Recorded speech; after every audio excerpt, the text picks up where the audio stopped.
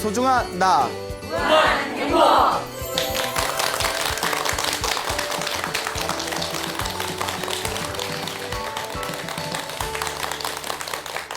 예, 만나서 반갑습니다. 예, 광우 스님이라고 합니다. 그 불교의 가장 핵심이 되는 가르침을 연기법이라고 합니다. 연기법 다 들어보셨습니까? 아, 대답을 네, 못 들어봤는데 거짓말하신 분들 계시는 것 같아요. 예, 연기법이라고 했는데 쉬운 말로 인연법이라고 합니다. 예, 우리 앞에 펼쳐진 모든 것이 다 인연의 흐름이다. 불교의 이제 유명한 개성 중에 인연 따라 일어나고 인연 따라 사라진다. 모든 것이 인연의 소치다라는 그런 말이 있습니다. 그 우리 사람과 사람 간의 관계도 모든 게 다 인연법입니다. 뭐 여러분들 부모님, 여러분들 뭐 남편이나 아내, 여러분들 형제 자매, 여러분들 자식, 여러분들 주변에 있는 사람들에 이르기까지 모두가 다 인연의 소치라는 것입니다. 근데 살다 보면 좋은 인연도 있고, 예, 그렇죠. 그지 같은 인연도 있고요. 예, 나쁜 인연도 있죠.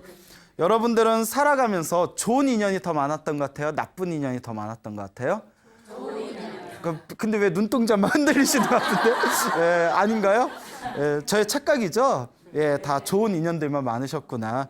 예, 좋은 인연을 많이 만날 수 있다는 것 자체가 내가 전생에 무엇을 많이 지었다는 증거일까요? 그렇죠. 복과 선업, 공덕을 많이 지었구나라고 생각해 볼 수가 있고요. 살아가면서 좋지 못한 인연을 많이 만났다면 그만큼 전생에 복을 많이 짓지 못했다, 선업을 많이 짓지 못했다라고 생각해 볼 수가 있습니다. 그래서 불교에서는 그 옛날부터 내려오는 유명한 말이 있지 않습니까? 오는 사람 막지 말고 가는 사람 잡지 마라. 다 인연의 흐름이라는 거죠. 근데 사람 마음이 그게 돼야 안 돼요. 예, 그 집착이 있어서 그렇답니다. 예, 그러니까 막 좋은 게 있으면 막 움켜쥐고 싶고, 예, 막 싫은 사람이 오면 막 맞고 싶고, 예, 그렇잖아요. 예, 또 좋은 게 막 떠나려고 하면 어떻게든 못 가게 하고 싶고, 잡고 싶고, 또 싫은 인연이 가려 그러면 막 굿이라도 해주고 싶고. 예? 어서 가라, 어서 가라. 이렇게. 예. 근데 예, 그 불교에는 그런 집착을 내려놓아야 된다고 가르치고 있습니다. 그래서 이 집착이야말로 우리 중생들의 삶에 그런 어떤 괴로움과 또 장애를 가져다주는 가장 그 중요한 그런 업장이 바로 집착이다라고 불교에서는 가르치고 있죠. 근데 요 집착만 딱 내려놓으면 편하다는 걸 아는데, 다 아시죠? 네. 집착만 딱 놓아버리면 편하다는 걸 아는데 잘 놓아져요, 안 놓아져요? 안 놓아지죠. 다 놓았으면 벌써 도인 됐죠. 네, 안 놓아지니까 중생입니다. 그래서 불교 수행을 열심히 하다 보면 그런 집착의 마음이 좀 사라진다고 합니다. 그 지금으로부터 한 300년 전쯤에, 300년 전에 일본에 백은 스님이라는 분이 있었습니다. 백은 화상이라는 그런 큰 스님이 계셨는데, 이 스님께서 그 일본의 속림사라는 절에 머무르고 계실 때 일이었다고 합니다. 이 백은 스님이 참선을 너무 아주 깊이 하셔가지고 굉장히 큰 깨달음을 얻으셨다는 그런 큰 스님이신데, 그 송음사라는 절 밑에 마을이 있었는데, 그 마을에 그 두부 장수를 하는 집이 있었다고 합니다. 두부 장사를 하는 그런 집이 있었는데 거기에 딸이 하나 있었대요. 근데 아주 그 나이가 어린 처녀였는데 덜컥 애를 가져버린 거예요. 애를 가졌어. 어떻게 애를 가졌지, 처녀가? 네? 하늘 봤는데 그게 뚝 떨어졌나? 그 집에서 난리가 난 거예요. 그 아버지가 뭐 2년, 전년, 썩을년 이러면서 얼마나 화가 나겠어요. 근데 딸이, 그 처녀가 애를 가졌어요. 누구 자식이냐, 누구 자식이냐 난리가 났는데, 아버지가 그 서슬을 퍼렇게 눈에 살기가 있는 걸 보고는 처녀가 이제 무서움이 느껴져서 이 딸이, 아이고 이거 사실대로 말했다간 나도 죽고 애 아빠도 죽고 내 뱃속에 있는 애까지 죽겠다. 어떻게 해야 될까, 어떻게 해야 될까 하다가 해서는 안 될 말을 합니다. 무언고 하니, 아버지가 평소에 그 속림사 그 절에 백은 스님을 세상에서 제일 존경했거든요. 그러니까 설마 제일 존경하는 스님을 죽이게 하겠냐 싶어서 저기 위에 백은 스님의 애입니다 이런 거예요. 스님은 뭔 죄야? 아니 스님은 절에서 가만히 있었는데 갑자기 애가 생겨버렸네. 백은 스님 애입니다. 그러니까 아버지가 믿어요, 안 믿어요? 안 믿죠. 자, 그러니까 이제 집안이 백화 뒤집어져서 이제 딸을 데리고 그 아버지가 백은 스님을 찾아갑니다.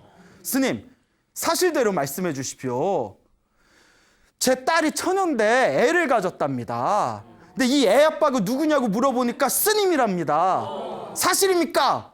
그러면 이제 저 같으면 아니 뭔 소리요? 나 손도 못 잡아봤다야. 뭐 이렇게 할 텐데 백은 스님이 이제 수행을 해도 너무 깊이 가셨나 봐. 뭐라고 하시냐면 그렇습니까? 이러는 거예요. 그렇습니까? 그러니까 그 약간 이게 아버지가 그렇습니까? 라는 얘기를 듣고 변명도 하지 않고 부정도 하지 않고 그렇습니까? 하니까 아버지가 그러면 이게 이 내 딸에 있는 이 뱃속의 애가 스님 애가 맞습니까? 예? 맞는 겁니까? 하니까 또 유스님이 그렇습니까? 그러니까 아버지가 이제 기가 막혀가지고 막 그 앞에서 이제 삿대질하고 욕을 하면서 저주와 욕설을 퍼붓고 이제 딸을 데리고 집으로 돌아갔어요. 소문이 쫙 퍼지잖아요. 들었어? 백은 스님이 거기 두부장수 딸을 건드렸대. 애래. 어떻게 큰 스님인 줄 알았더니 어떻게 그럴 수가 있어?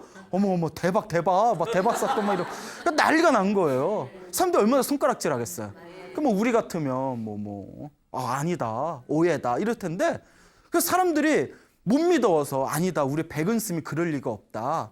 그러니까 평소에 스님을 믿고 의지하는 신도들이 또 절에 올라가서 스님한테 물어봤어요. 그 두부장수 딸이 애를 가졌다는데 스님 그 스님 애라는데 사실입니까? 그 스님 뭐라고 얘기했어요? 그렇습니까? 그렇습니까? 그런가 보나요? 그러니까 이제 신도들이 기가 막혀가지고 그때 이제 몇 달이 지났어요. 이제 딸이 애를 낳았습니다. 그러니까 사내 아이를 낳았대요. 딸이 사내 아이를 낳아서 그 두부장수 이제 아저씨가 이제 그 사내의 그 아기를 데리고 다시 절에 올라가서 스님한테 이렇게 안겨주면서 스님 애니까 스님이 먹여 살리십시오. 예? 이제 스님 아들이니까 스님이 먹여 살리고 스님이 키우십시오 이런 거예요. 우리 같은 기가 막히잖아요. 이게 우리 같은 유전자 검사 한번 해보자고. 유전자 검사 해보면 될 거 아니냐고. 근데 백은 스님이 뭐라고 하셨냐? 그렇습니까? 그러니까 애를 그렇습니까? 그리고 이제 애인데 어떻게 해요? 그냥 이제 집집을 돌면서 젖먹이를 하면서 이제 키운 거예요. 그냥 젖먹이를 하면서 사람들이 손가락질하든 뒤에서 욕을 하든 애를 잘 키웠답니다. 그리고 1년이 지났대요. 딱 1년이 지나니까 1년 되니까 이제 돌이잖아요. 1년이 지나니까 그 두부장수 딸 애엄마가 그 모성애와 그 죄책감 때문에 하루하루를 그냥 괴로워하다가 아버지 찾아가서 솔직하게 얘기합니다. 아버지 사실 그 애는 이웃집 음식점에 남자애입니다. 스님한테 제가 못할 짓을 했습니다. 죽여주십시오. 이제 와서? 이제 와서. 그러니까 아버지는 이제 놀라고. 그래서 이제 불이 나게 절에 올라가서 스님 앞에서 석고대죄를 하면서 눈물을 쏟으면서 우리 어리석은 여식 때문에 제가 세상에서 가장 존경하는 스님을 제가 뒤에서 욕을 하고 더럽혔습니다. 제발 용서해 주십시오 이러면 제발 용서해 주십시오 하니까 스님이 이렇게 애를 안고 있다가 거기에 이제 애 할아버지 되는 택이죠. 스님 용서해 주십시오 하니까 스님이 이렇게 애 안고 있다고 또 보면서 그렇습니까? 그래서 그 데려가라고. 그랬다는 유명한 일화가 있습니다. 그래서 이걸 가리켜서 모든 게 2년 때문에 왔고 2년이 닿으면 다시 가고 모든 것이 내 앞에 펼쳐진 모든 것이 다 인연법이다. 그 인연법의 가장 완벽한 모습을 보여주신 게 바로 그 일본의 백은화상이다라는 그런 이야기가 절에서 내려오고 있습니다. 이게 말이 쉽지 이게 될까요 안 될까요? 안 되죠. 이게 그냥 큰 스님의 이야기니까 정말 이 세상에 최고 가는 수행자 모든 집착이 떨어지신 큰 스님이다라고 우리가 감탄하는 거지 지금 눈으로 보면 호구야 호구. 세상에 이런 호구가 어딨어. 누가 나 때렸어. 내가 당신 때렸는데 당신 어떡할 거요? 아, 그렇습니까? 뭐, 예? 막 사기쳐도 아, 그렇습니까? 누가 나를 음모를 모해를 해도 아, 그렇습니까? 야, 정말. 근데 이렇게만 살 수 있다면 이 세상이 얼마나 아름다워질까요? 서로가 서로 이렇게 모든 집착을 놓아버리고 살 수만 있다면. 그래서 이와 같이 내 앞에 펼쳐진 모든 것이 나의 인연임을 알고 내 마음에 그 집착심을 놓아버리고 인연의 흐름을 따르게 될 때 우리는 가장 완벽한 마음의 깨달음의 꽃을 피울 수가 있다라는 그런 부처님의 가르침을 보여주는 교훈이 되겠습니다. 자, 이와 같이 우리 앞에 펼쳐진 게 모두 내가 지은 업의 인연이라고 했을 때 이 업의 인연을 두 글자로 줄여서 어변이라고 합니다. 업의 인연, 어변이라고 하죠. 그러니까 아까도 언급드렸지만 우리 앞에 펼쳐진 모든 존재들, 그 내 앞에서 나와 함께 어우러지면서 살아가는 모든 존재들이 다 어변의 존재들입니다.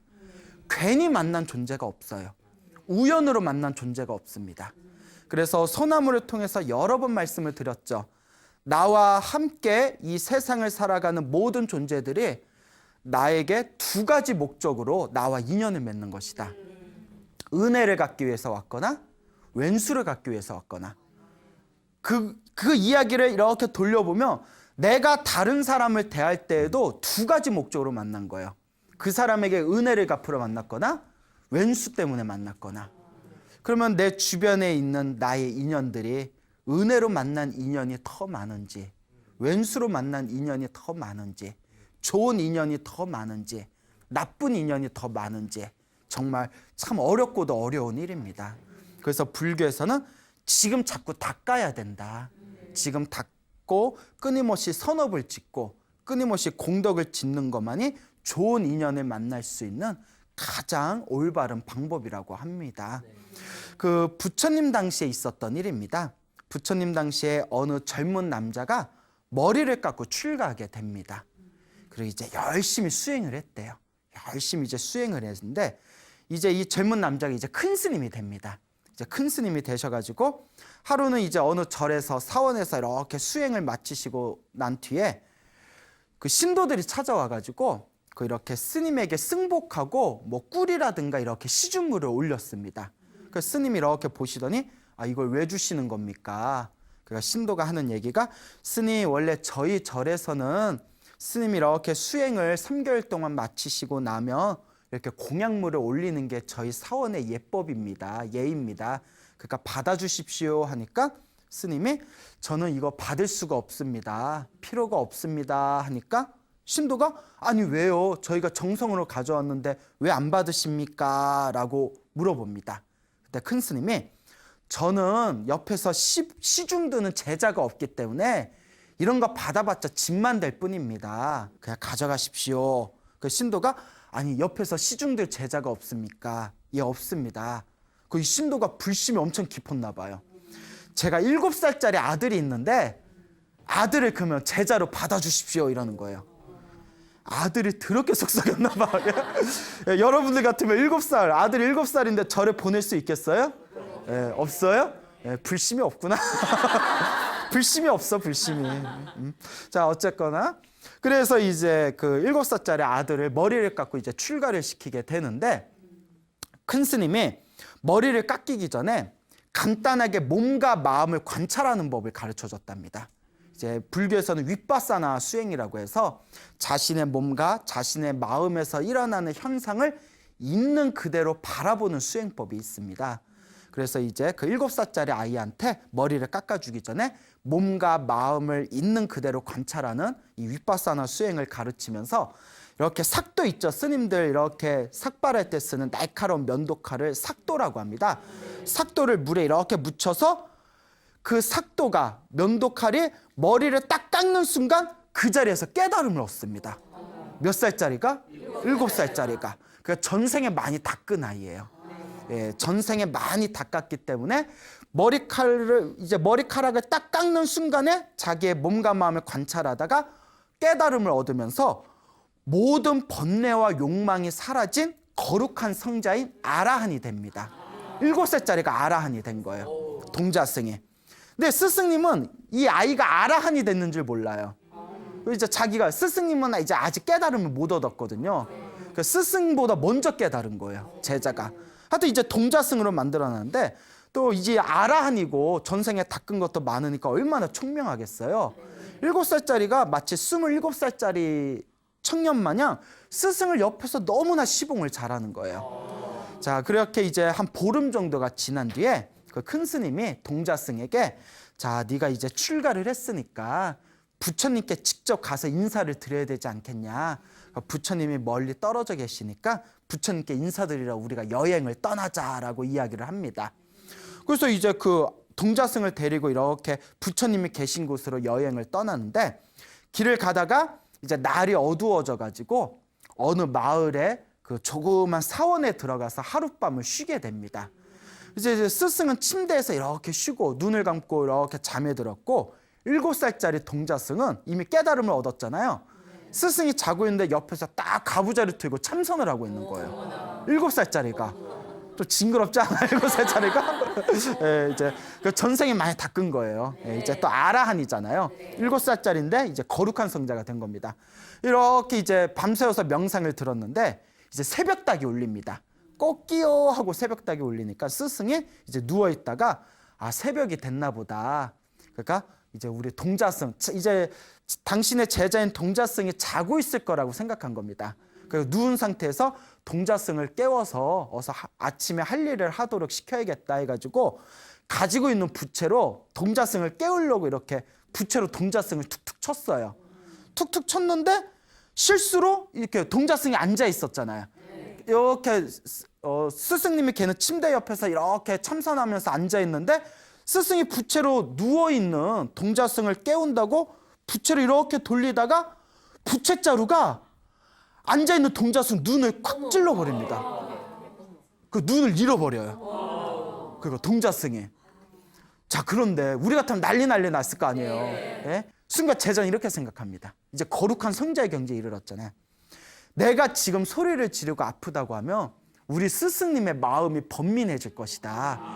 차라리 나 혼자 참으면 아무 문제 없다. 그 손을 하나 싹 가리고 예, 스승님 저 일어났습니다. 준비하겠습니다 하고 밖에 나가서 화장실 청소도 하고 욕실 청소도 하고 그러니까 한 손을 가린 상태에서 아, 대단하죠? 그러더니 스승님께 드릴 우리는 이제 아침에 양치질 할 때 칫솔로 하잖아요. 칫솔로 하는데 그 당시에는 부처님 당시에는 이제 나무 있죠. 그 버들가지나 그 이렇게 부드러운 나무를 이렇게 칼질을 해가지고 그걸로 양치질을 했답니다. 그 스승님이 양치질할 수 있도록 양치질할 나무와 그 물컵을 이렇게 갖다 드는데 한 손으로 이렇게 눈을 가리고 있으니까 한 손으로 이렇게 건네드렸대요. 그렇잖아요. 이렇게 눈에 이제 눈이 뻥 뚫려 버렸으니까. 그 스승이 한 손으로 이렇게 쑥 주는 동자승을 보고 너 어디서 이런 버릇을 배웠냐? 스승한테 이렇게 물건을 드릴 때는 두 손으로 공손히 드려야지. 네가 이래가지고 네가 부처님의 법을 배울 수 있겠냐? 어디서 이렇게 못된 버릇을 배웠냐? 이러니까 이제 그 제자가 이렇게 이야기하는 겁니다. 동자승이.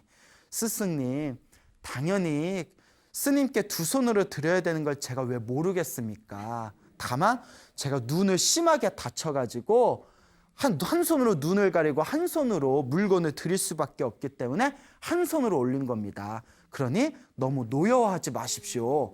그 스승이 그때서야 좀 느낌이 이상해서 너 눈이 왜 그러니? 무슨 일 있었니? 넘어졌니? 물어보니까 이제 제자가 솔직하게 얘기하는 거예요. 거룩한 성자는 거짓말을 못 하거든요. 그러니까 솔직하게 예? 스님이 찔렀잖아 이러면서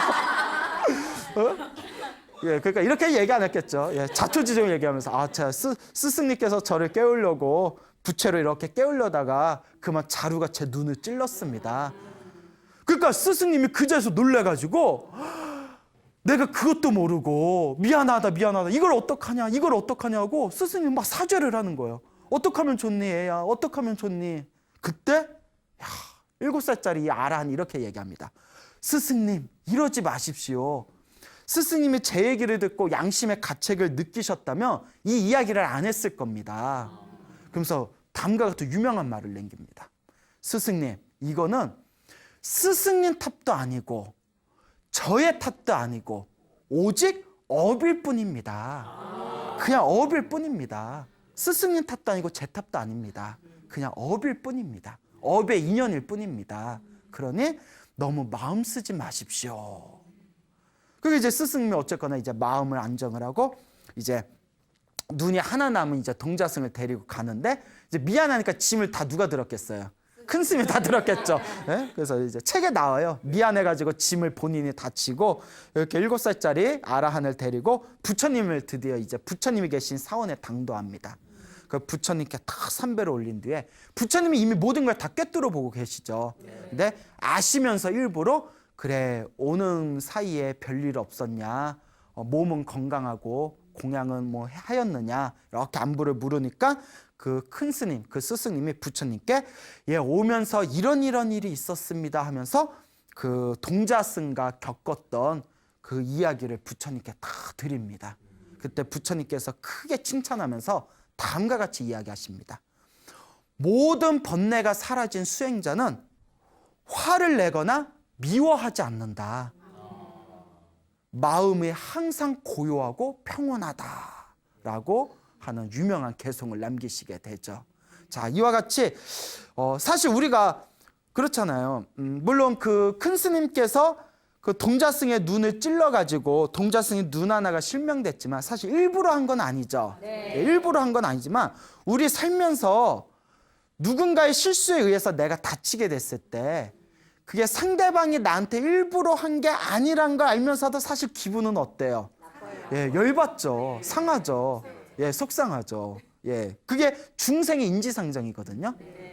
그런데 우리가 당연하다고 여기는 누군가에 대한 속상함이나 누군가에 대한 어떤 스스로 느껴지는 마음의 고통이나 괴로움도 불교적인 눈으로 깊이 바라보면 사실 그 사람 탓도 아니고 사실 내 탓도 아니고 그럴 만한 일이 일어날 수밖에 없었던 업의 인연이 있었을 뿐이라는 거죠.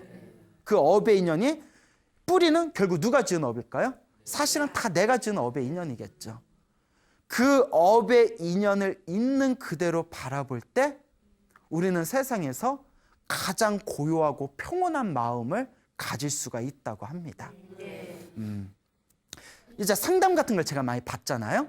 상담을 많이 받게 되면 상담 중에 가장 많은 이제 상담 내용이 주된 내용이 일단 가정생활이에요. 가정생활이고 그럼 뭐 이제 뭐 남편 때문에 괴롭다, 자식 때문에 괴롭다. 이제 남편이 맨날 술 마시고 자기 괴롭히면 얼마나 짜증나요? 짜증나죠. 예, 짜증나잖아요. 남편이 나를 막 괴롭히고 힘들게 했을 때 저 인간 해봤자 누구 마음만 더 불이 올라올까요?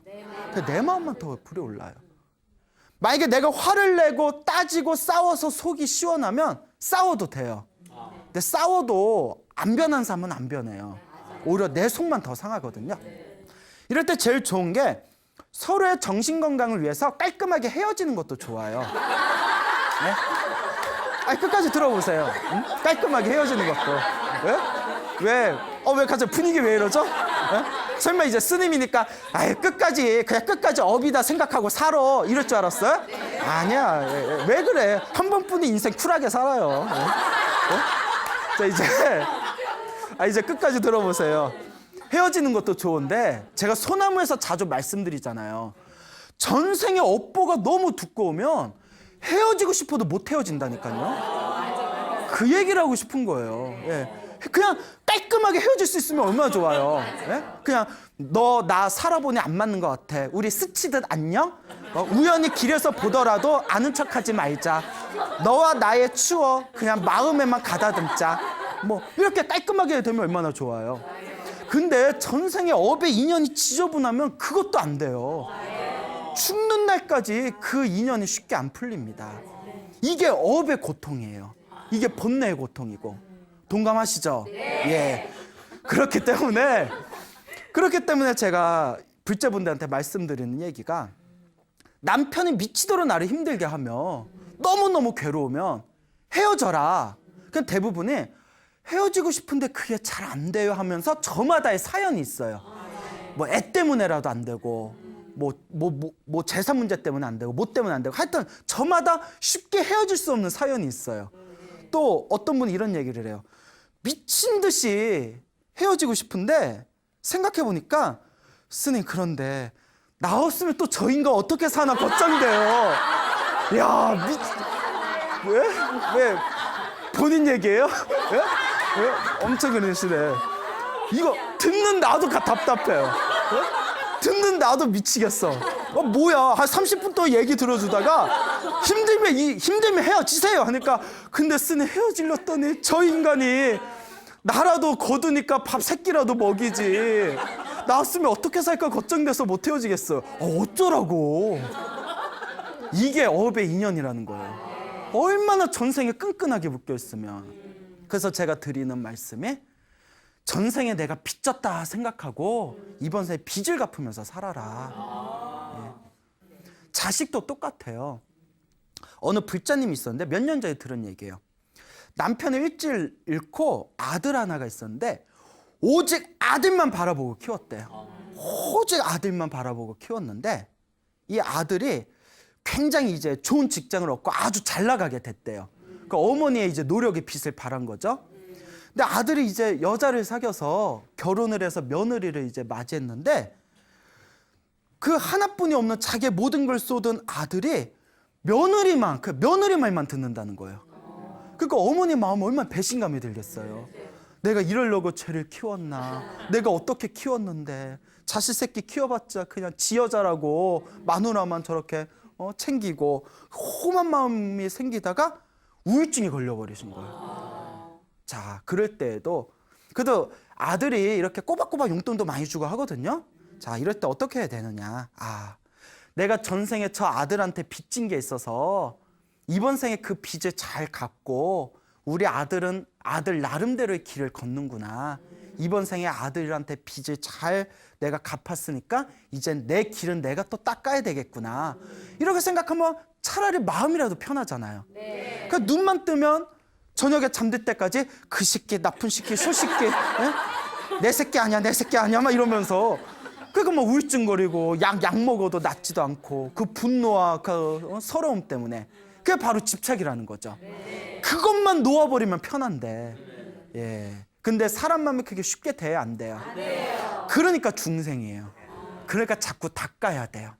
그래서 자꾸 염불하고 기도하고 수행하면서 내 마음을 닦으면서 업장소멸을 해야 된다. 이 업의 인연을 잘 닦아나가야 된다라는 것을 명심하시기 바랍니다. 알겠죠? 예. 그래서 금방 자식 얘기도 했지만 옛날 중국에 있었던 일이라고 합니다. 제가 좋아하는 이야기라서 소나무에서도 몇 번 말씀드렸던 것 같은데 그 어느 여인이 아이를 낳게 됩니다. 딸을 하나 낳았는데 딸이 너무너무 예쁜 거예요.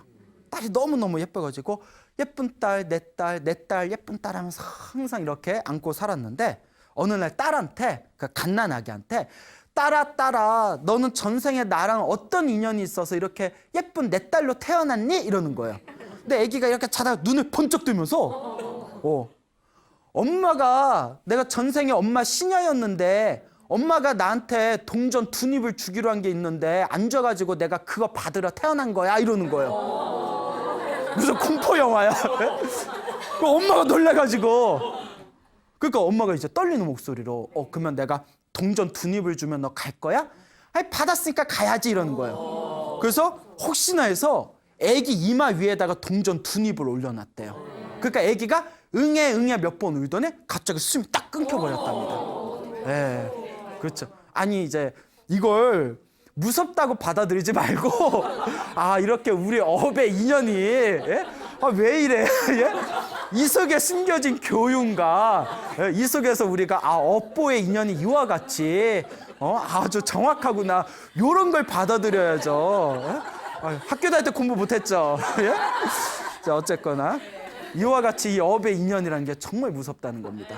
그러니까 또 동전 2입이라는 건 상징적인 표현이죠. 그러니까 자식이나 특히 자식일수록 나에게 빚 받으러 오는 존재라고 합니다. 대부분이. 그러니까 우리 자식들한테 자꾸 퍼주잖아요. 남의 자식이 봐요. 그렇게 퍼줘요, 못 퍼줘요? 내 자식이니까 퍼주잖아요. 그만큼 내 자식한테 전생에 빚진 게 많아서 내 자식으로 태어난 거거든요. 그렇기 때문에 이 빚과 빚으로 얽힌 관계가 우리의 인연이구나.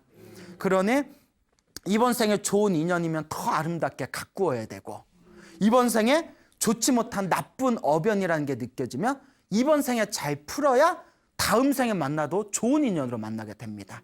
제가 항상 하는 얘기 있죠. 그 인간이 있는데, 그 인간하고 나쁜 인연이 있는데 이번 생에 안 풀면 다음 생에 또 만나야 돼. 예? 지겹죠? 예? 내가 하고 싶은 말, 지겹다. 예, 예. 예, 뭐 집안에 우환 있으세요?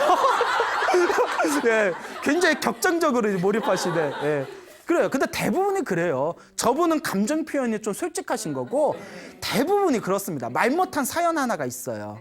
그 말 못할 사연 하나하나가 사실은 내가 전생에 지은 업보의 인연이다.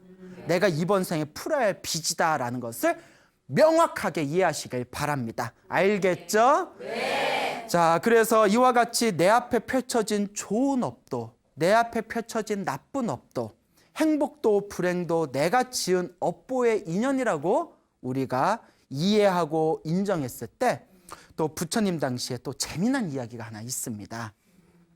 부처님 당시에 부처님의 제자분 중에 시왈리 존자라는 분이 계셨어요. 이름이 시왈리라는 스님이신데 이 시왈리 스님이 별명이 복덕제일이에요.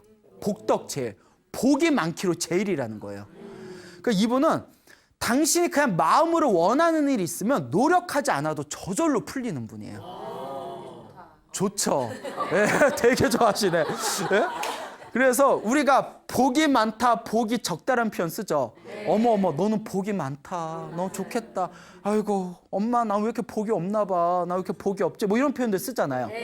복이 많다, 복이 없다의 이제 기준이 내가 원하는 일을 쉽게 빨리 얻을수록 복이 많은 사람입니다.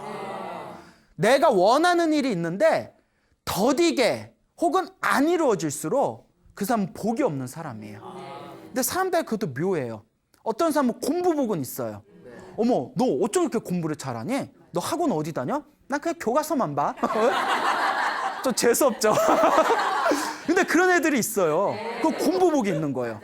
그렇게 공부복은 있는데 학교복이 없는 경우가 있어. 시험만 봤다면 이상하게 자기가 가고 싶은 명문대에 못 들어가는 거예요. 제 주변에도 그런 형이 한 분 있었는데 공부는 엄청 잘하셨어요. 근데 이제 학교복이 좀 없으셨던 분이 있고 또 학교복은 있는데 재복이 없어가지고 학교 졸업하고 사업했는데 쬐딱 많은 사람도 있어요. 그런 경우 있죠. 사람마다 저마다 틀려요. 또 어떤 사람은 어렸을 때 공부도 못해. 뭐 학교도 뭐 겨우 뭐 턱걸이로 저기 지방에 있는 이름도 좀 이상한 그런 학교에 겨우 들어가. 그러니까 집에서 막 반상회 하면 어머 철이 엄마, 철이 이번에 학교 어디 갔어? 철이가 누구예요? 엄마가 이제 창피하니까 철이가 뭐지? 저는 순이에요. 순이 엄마예요. 예. 제 앞에서 철이 얘기는 하지 마세요. 이렇게 부끄러워하던 아들이 있었는데 이상하게 학교 졸업하고 대인관계 좋고 사회생활 잘해서 그냥 하는 장사마다 잘 돼서 나중에는 집안의 자랑거리가 된다거나. 그 사람 복은 몰라요. 저마다 복이 다 다릅니다. 예? 그러니까 처음에 어렸을 때 효자였던 애가 나중에 속 다 뒤집어 놓는 경우도 있고, 예. 어렸을 때 이거 사람으로나 이거 살까? 이거 어디 가서 이거 사람 대우나 받을까 싶은 애가 나중에 정말 효자가 돼가지고 그 부모님 잘 모시는 경우가 있잖아요. 그것도 다 자기 복이죠. 저마다 각자 자기 복이 다 다른데 시왈리 존자는 어떤 복은 있고 어떤 복은 없고 그게 아니에요. 그냥 바라는 게 있으면 저절로 이루어졌어요. 바라는 게 있어서 저절로 이루어지니까 그냥 바라는 게 없어. 모든 게 완벽하니까. 그분이 바로 시왈리 존자였습니다. 근데 시왈리 존자가 딱 한 가지 유일하게 고통을 받았던 때가 있었대요. 그게 언제냐? 전설에 의하면 엄마 뱃속에서 7년 7개월을 있었대요. 보통 몇 개월 있죠? 10개월이잖아요. 근데 전설에 의하면 7년 7개월을 있었대요. 7년 7개월. 그래서 하루는 이제 그 젊은 스님들이 모여서 대화를 하게 됩니다. 야, 시왈리 존자는 그렇게 복덕이 제일이고 훌륭하신 분인데 도대체 전생에 어떤 어변이 있어서 엄마 뱃속에서 7년 7개월 동안 자궁 속에서 고통을 받으셨을까? 막 이런 대화를 하는 걸 듣고는 이제 부처님께서 지나가시다가 그 이야기를 딱 듣습니다. 그 부처님께서 이들에게 이 인과 업보에 대해서 가르쳐야겠구나. 제자들의 대화하는 방에 딱 들어가서 제자들아 무슨 대화를 하고 있었냐 하고 질문을 던지니까 시왈리 스님이 전생에 어떤 인연이 있어서 저렇게 복이 많으신지, 저렇게 복이 많은 분이 또 전생에 어떤 어변이 있어서 어머니 모태 자궁 안에서 7년 7개월을 계셨는지 그 이유에 대해서 대화를 하고 있었습니다 하니까 부처님께서 이 모든 게 누가 지은 업보이다? 그 시왈리 스님, 자기 자신이 지은 업보이다 하면서 다음과 같은 이야기를 하십니다. 머나먼 과거 전생, 한량없는 머나먼 과거 전생에 석가모니 부처님 훨씬 이전에 윗바시 부처님 시대의 일이에요. 어느 부처님이요? 윗바시 부처님 시대 때 그 윗바시라는 부처님께서 6만 8천 명의 스님을 데리고 어느 이제 나라에 들어가게 됩니다. 그러니까 그 나라의 왕이 그 윗바시 부처님과 6만 8천 명의 스님들을 위해서 엄청나게 진귀한 공양을 올립니다. 그 음식을 올리면서 자랑을 하고 싶은 거예요. 그래서 시민들한테 봐라, 내가 부처님과 스님들한테 이렇게 어마어마한 음식을 공양 올린다. 그래서 이제 속으로 부럽지? 예? 나 엄청 복 많이 짓지? 이렇게 이제 자랑하고 싶은 마음이 있을 때 시민들이 그 서로 모여서 회의를 합니다. 야, 우리가 왕처럼 할 수는 없고 대신 우리 시민들이 힘을 모으면 왕 정도의 공양을 올릴 수가 있다. 그 우리들이 이제 힘을 모아가지고 부처님과 스님들한테 공양을 올리자. 그래서 그 시민들이 힘을 모아가지고 윗바시 부처님과 스님들께 또 공양을 올려요. 공양을 올리면서 어마어마한 공양을 올리면서 왕에게 자랑합니다. 봐봐, 우리도 이만큼 한다? 부럽지? 그러니까 왕이 이제 오기가 나가지고 서로 경쟁이 붙습니다. 그래서 6번의 경쟁이 붙었대요. 누가 공양을 더 잘 올리나. 그러니까 살은 누가 쪄요? 스님들이 찌겠죠. 그거. 야, 오늘은 또 뭐야? 이러면서. 예. 자, 어쨌거나. 그러니까 6번의 이제 경쟁이 이제 시합이 열리게 되는데 6번째가 지난 뒤에 시민들이 마지막 공양을 준비하게 됩니다. 왕의 코를 납작하게 만들어줄 공양을 준비하자. 그 모든 재료를 다 준비했는데 신선한 꿀이 없는 거예요. 야, 꿀만 있으면 완벽한데 신선한 꿀을 좀 구해와라. 그래서 사람들이 밖에 나가서 막 꿀을 구하다가 그때 어느 시골 사람이 벌집에 그 벌들이 이렇게 모여있는 그 벌집에 신선한 꿀이 담겨져 있는 벌집을 나뭇가지에서 띄게 됩니다. 그래서 아싸, 오늘 이거 신선한 꿀을 얻었네 하다가 꿀을 구하는 사람하고 딱 마주친 거예요. 딱 보고 그 시골 사람한테 이거 꿀 팔 겁니까? 아니, 이거 안 팔 건데요? 에이, 그러지 말고 내가 한 냥 줄 테니까 파십시오. 그래서 이게 한 입짜리인데 한 입짜리를 한 냥에 달는 거 보면 이 사람 돈이 좀 있나 보다.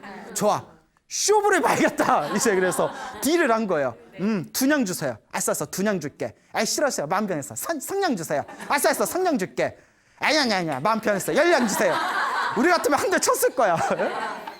결국 1000냥에 팝니다. 한 입짜리를 1000냥에 딱 팔았을 때 꿀을 판 시골 사람이 이렇게 묻습니다. 아니, 정신이 있는 겁니까 없는 겁니까? 한 입이면 살 수 있는 걸 왜 1000냥에 삽니까? 그렇게 꿀이 좋습니까? 하니까 그게 아니라 내가 먹을 거면 그 돈에 사겠냐. 부처님과 6만 8천 명의 스님들께 공양을 올릴 때 쓸 신선한 재료다.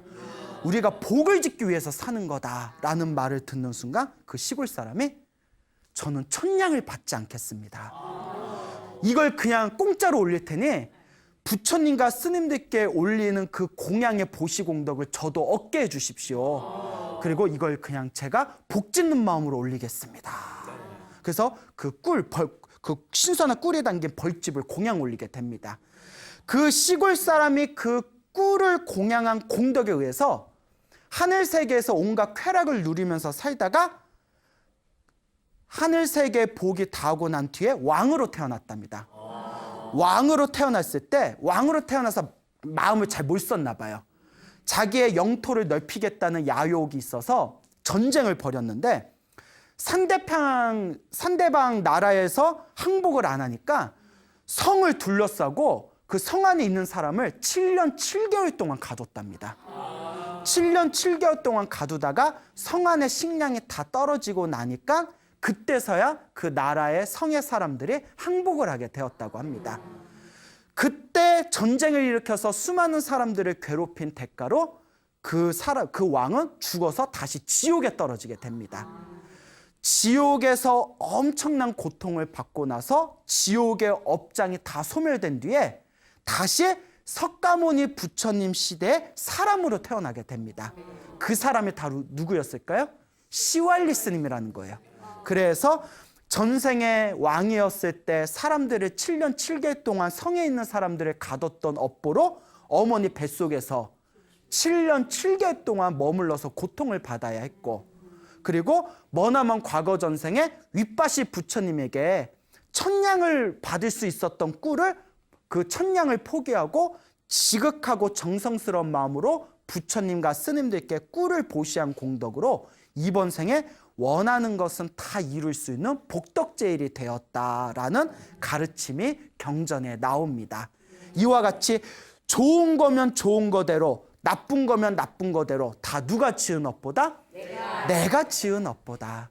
그러니 이번 생에, 다음 생에, 다다음 생에 항상 행복한 삶을 영위하고 싶다면 끊임없이 자기 자신의 마음을 닦고 수행하고 복과 선업과 공덕을 지어야 된다라는 것을 명심하시기 바랍니다. 알겠죠? 네. 자, 내 앞에 펼쳐진 행복과 불행은 다 자기가 지은 업의 인연입니다. 이 업의 인연을 잘 닦아나갈 때 우리는 진정한 행복을 얻게 될 것입니다. 여러분, 행복해지고 싶습니까? 네. 행복한 삶을 창조하고 싶습니까? 네. 복을 지으십시오. 선업을 지으십시오. 공덕을 쌓으십시오. 복과 선업과 공덕의 힘이 여러분들을 진정한 행복의 길로 이끌어 줄 것입니다. 여기서 마치겠습니다. 소중한 나, 무한 행복!